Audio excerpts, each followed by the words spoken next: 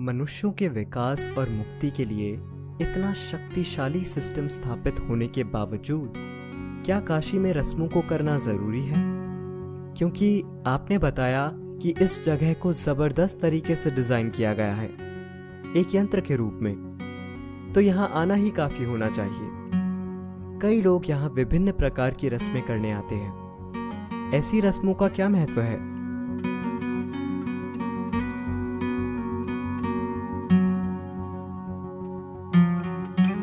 काशी रस्मों से भरी हुई है। यह अनुष्ठानों का केंद्र रहा है। भीतरी प्रक्रिया करने से ज्यादा भरोसेमंद कुछ नहीं होता। वो सबसे अच्छा तरीका है। तो एक प्रक्रिया में दीक्षा मिलने के बाद आपको उसी पर निर्भर रहना चाहिए। ये चीजें इसलिए बनाई गई क्योंकि ये जनता के लिए हैं। उन्हें खुद के साथ कुछ भी करना नहीं आता, पर वो इतना जानते हैं कि कुछ करना जरूरी है।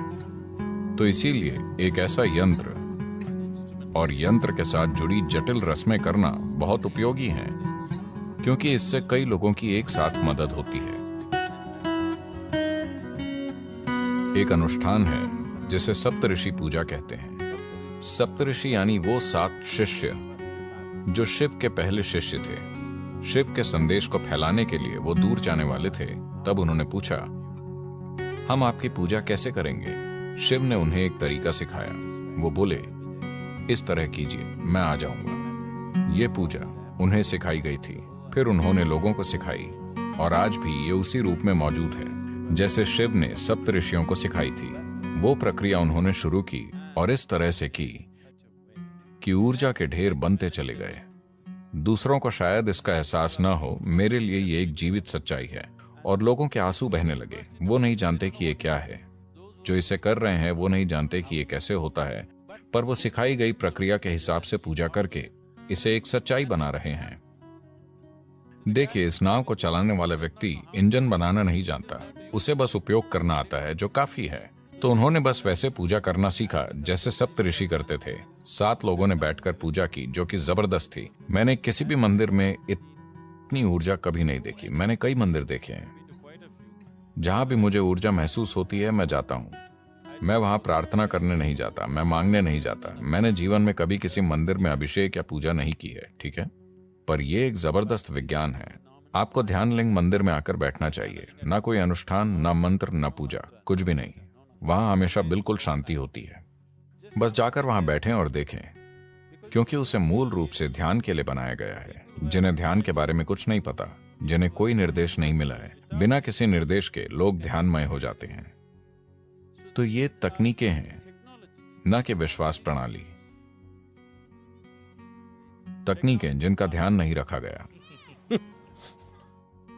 मेरा आखिरी प्रश्न, जब कोई काशी में आता है तो किस चीज का अनुभव उन्हें यहां जरूर करना चाहिए? सबसे पहले थोड़ी तैयारी करके आइए। मैं कहूंगा कि अगर आप काशी जाने वाले हैं तो कम से कम 3 महीने किसी ध्यान प्रक्रिया में दीक्षा लीजिए। कुछ समय ध्यान कीजिए, थोड़े ज्यादा संवेदनशील और शांत बनिए। अपनी सारी मान्यताएं घर पर छोड़कर आइए। अपनी सारी मान्यताएं घर पर छोड़कर आइए। धन्यवाद, धन्यवाद सद्गुरु। ये दुनिया की सबसे जटिल और रिफाइंड मशीन है। ये काशी है। ये अद्भुत है कि किसी ने ऐसी जगह बनाई। इसे बहुत बुद्धिमानी और काबिलियत से बनाया गया है। इसके पीछे दृष्टि और करुणा यह है कि ये सभी के लिए उपलब्ध हो। इसीलिए हम उन लोगों को नमन करते हैं। दुनिया को इसी की जरूरत है, ना कि कट्टरता, फिलॉसफी या विश्वास प्रणाली की। इंद्रियों से परे जाकर उस चीज का अनुभव करने की क्षमता, जिसे फिलहाल परे की चीज माना जा रहा है।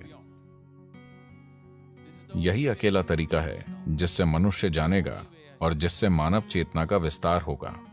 मानव समाज में हुए छोटे छोटे टुकड़ों से परे इंसान के विकसित होने का यही एक तरीका है। पर उन यंत्रों को व्यवस्थित रूप से नष्ट किया जा रहा है। इन चीजों को वापस लाना महत्वपूर्ण है। अतीत से हम बच निकले, पर क्या हम भविष्य से बच पाएंगे? ये मानवता का दुर्भाग्यपूर्ण इतिहास है। कि धरती की सबसे महान चीजें नहीं बचती, सबसे भद्दी चीजें बची रहती हैं। जब तक कि समाज और लोग उसकी देखभाल और पोषण न करें। यह बहुत महत्वपूर्ण है। यदि आप एक सुसंस्कृत समाज चाहते हैं कल हमारे बच्चों और उनके बच्चों के जीने के लिए,